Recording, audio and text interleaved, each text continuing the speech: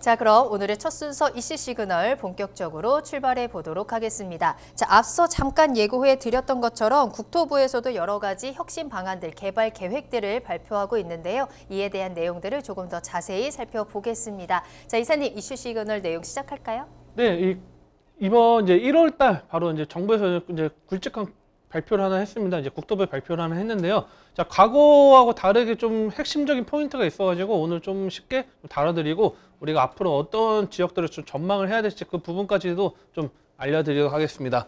자, 국토부에서 도시계획 혁신 방안을 지금 발표를 했습니다. 이제 며칠 전에 발표를 했는데요. 자, 이제 현행의 기본적인 체계하고 좀 많이 바뀌는 내용으로 보시면 될 것 같습니다. 자, 먼저 제가 쉽게 말씀드리면요. 자, 우리가 다른 나라의 수도 아니면 경제도시들을 가보면 높은 고층 빌딩들이 많이 펼쳐져 있습니다. 근데 우리 서울을 보면요, 뭐 올림픽대로나 강변북로나 뭐 그런 것도 이용하다 보면요, 좀 획일적으로 똑같은 층에 막 일자로 되어 있는 그런 뭐 어떻게 보면 뭐 우리가 뭐 성남가 아파트라고 이야기하는데 그런 아파트들이 좀 약간 다른 나라와 다르게 좀 뭔가 획일화된 그런 건물 구조가 많았습니다. 자, 그런 것들이 좀 탈피된다고 보시면 좀 도움이 될 것 같은데요. 자, 이 주거 환경 보호를 위해서 뭐 토지, 용도, 그다음에 뭐 밀도를 엄격하게 구분해서 운영을 지금 하고 있는 상태입니다. 어떤 내용이냐면, 자, 우리가 뭐 주거 지역은 딱 주거 지역으로 들어와야 되고, 그다음에 우리가 공업 지역은 공업 지역으로 들어가고, 상업 지역에는 또 상업 지역, 그 용도를 따져야 되는 부분과 함께 용적률도 획일적으로 뭐 이종 주거 지역의 용적률 기준이 딱 정해져 있고, 뭐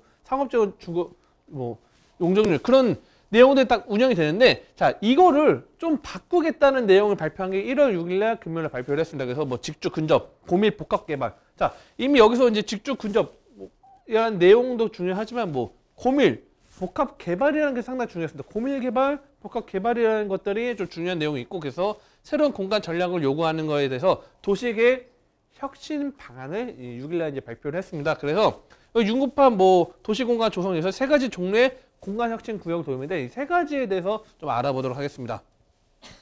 자, 첫 번째 이겁니다. 도시 혁신 구역입니다. 자, 도시 혁신 구역을 보면요, 이 도시 규제와 제약이 없이, 자, 그동안 제약이 있기 때문에 뭐 2종 주거 지역이다 또 3종 주거 지역은 뭐 35층 룰이 적용된다 이 이야기를 했는데, 이게 없이 창의적 개발 가능하도록 입지 규제를 최소 구역을 전면적으로 개편하겠다는 겁니다.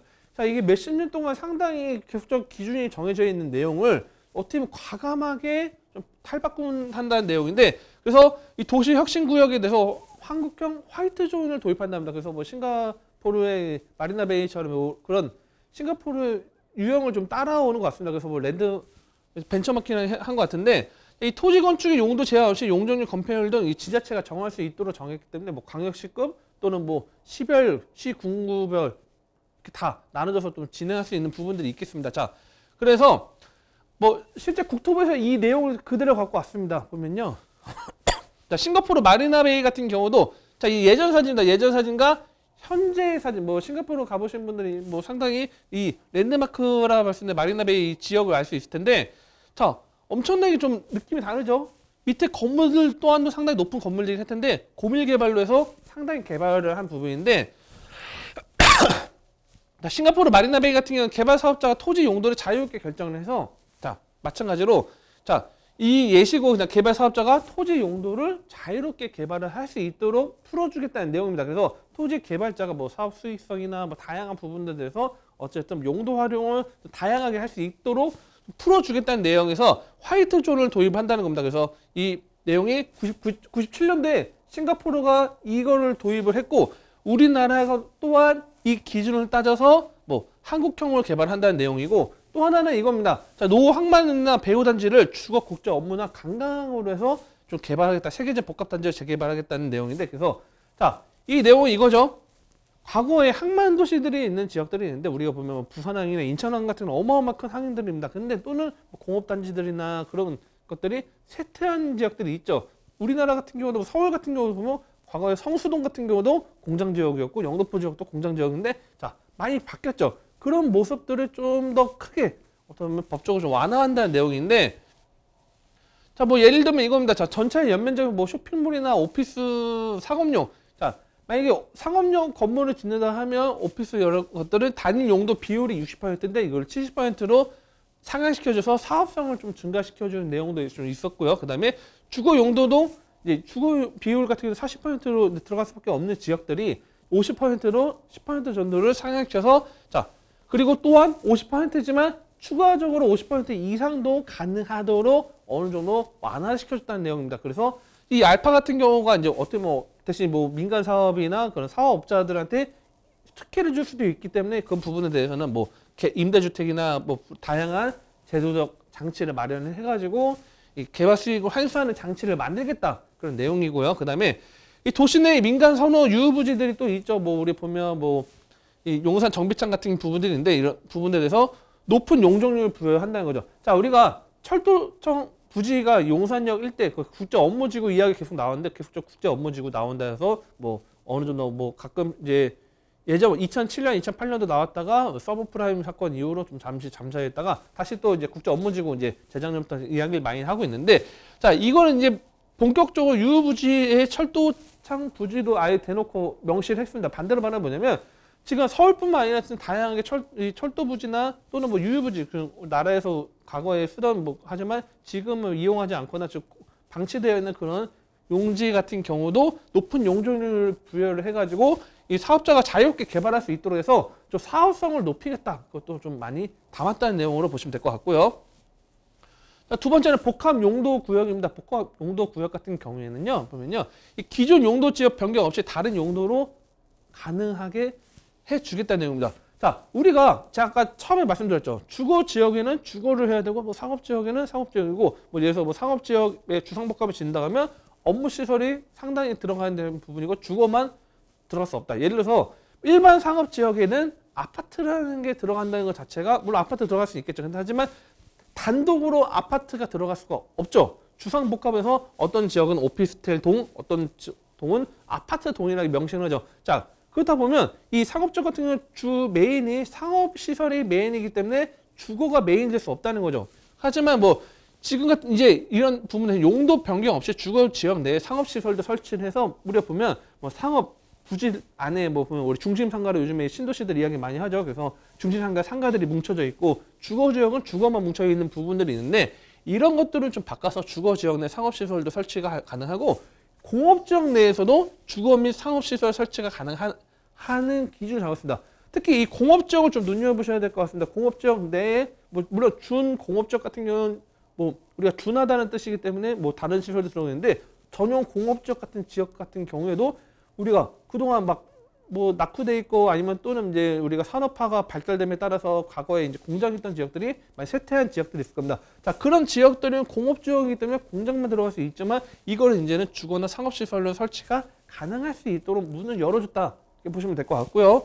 자, 다만 이제 주거 공업 녹지 환경 보호에서 전용 주거, 뭐 전용 공업 녹지 지역은 전용 제한 뒀다. 그래서 뭐 예를 들어서 뭐 포항제철 부지 같은 경우는 뭐 전용 공업 지역이죠. 그런 지역에다 아파트를 짓고 그런 거는 지금 현재는 불가능하지만 어느 정도 공업 지역 가능한 지역들은 가능하다. 그래서 보면 핵심 내용 이거죠.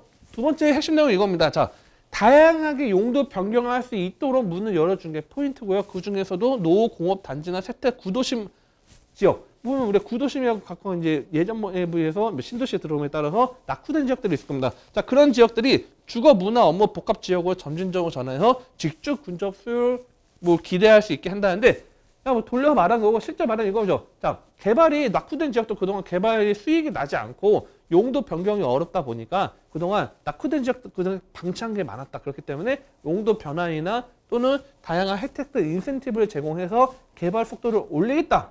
이게 포인트를 잡으시면 좀 도움이 될 것 같고요. 자, 그래서 뭐 예시도 갖고 왔습니다. 예시도 이제 국토부에서 가서 이제 예시를 갖고 온 거고요. 미국 보스턴 혁신지구에서 과거에 이제 여러 공장들 완전 변화가 됐죠. 그래서 이 기존 용도 지역에 유연성을 부여를 해가지고 뭐 복합 용도 지구를 도입해서 주거, 상업, 중공업을 혼합해서 어떻게 보면 반대로 말하면 직주 근접의 직접적인 예죠. 그래서 뭐 일자리 뭐 지휘산업센터가 들어왔다고 할게요. 근데 옆에는 뭐 상가시설, 쇼핑몰 들어와 있고 또 옆에는 뭐 주거가 있고, 정말 우리가 보면 영등포 같은 지역 보면 뭐 다양하게 혼재돼 있죠. 성수동이나 자 그런 모습들로 변경했다는 거를 이제 이 보스턴 혁신지구처럼 바꿀 수 있도록 해주겠다 이렇게 보시면 도움이 될 것 같고요. 자, 그다음 세 번째 도시계획시설의 입체 복합구역입니다. 자, 이거는 앞으로의 좀 미래적인 그림을 많이 그리면 될 것 같습니다. 뭐 GTX A 노선도 있고 뭐 다양한 노선들이 있는데 교차하는 지역들, 역들을 보면요, 뭐 이 지역들 복합 개발을 할 수 있는 그런 뭐 거를 좀 확대시킬 수 있다고 보시면 될 것 같습니다. 그래서 자, 뭐 다중 이용 도시 계획 시설에서 체육 시설도 될 수도 있고 대학교가 될 수도 있고 터미널 시설 될 수 있죠. 자, 이런 경우에 시설 복합화 지하 추진된 경우에 설치 제한된 곳을 허용해서 용적률 검토율을 1.5배에서 2배 이상 허용해주겠다.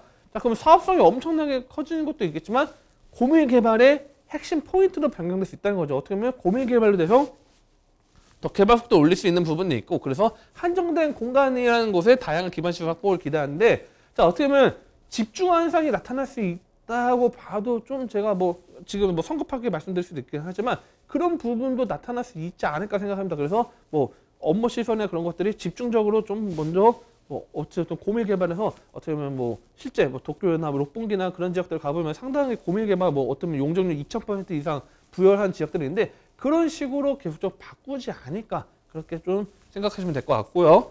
또 예시를 갖고 와봤습니다. 자, 예시를 갖고 와봤는데 예를 들어서 자, 이거는 그냥 제 개인적인 의견이기 때문에 이거는 참고를 하시면 될 것 같습니다. 자, 우리가 중공업 쪽 같은 경우가 있습니다. 중공업 쪽 보면요, 지금 뭐 영등포 같은 지역 같은 경우는 뭐 우리가 보면 뭐 주상복합으로 개발도 되고 많이 지금 개발 지식산업센터들 많이 들어오고 있는데, 이번 예를 들어서 뭐 지금 마곡 같은 경우도 지금 일자리 들어오고 같이 뭐 개발하고 있죠. 자, 근데 예를 들어서 뭐 중공업 쪽이 아까 그런 혜택을 주거나 상업시설을 개발할 수 있다 하면 예를 들어서 만약에 여기를 볼게요. 자, 이 춘희역이라는 지역이 있습니다. 자, 부천 춘희역이라는 지역이 있는데 이 옆에 보면요 공업지역이죠.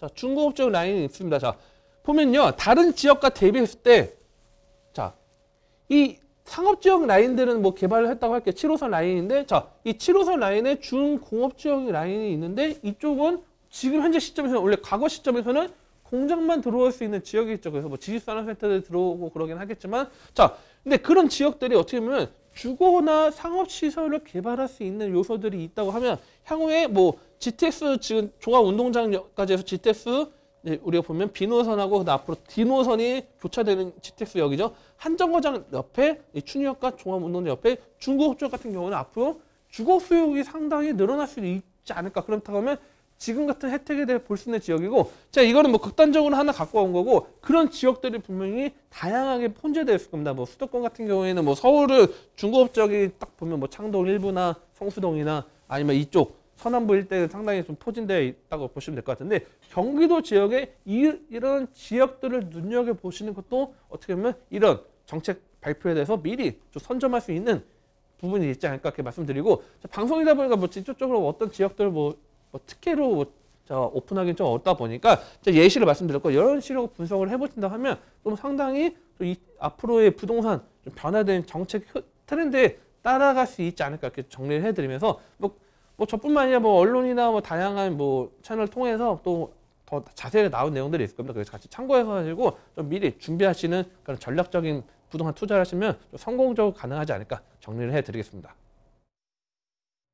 네, 정부가 본격적인 움직임을 보여주는 만큼 우리는 정부의 정책에 다시 한번 집중을 좀 해봐야 될 것 같습니다. 거래 절벽을 해소하기 위해서 투자를 할 수 있는 틈을 만들어주고 있는데요. 그동안 막아놨던 여러 가지 부분들을 허용을 해주고 규제를 완화해주면서 개발의 속도를 높여주고 있습니다.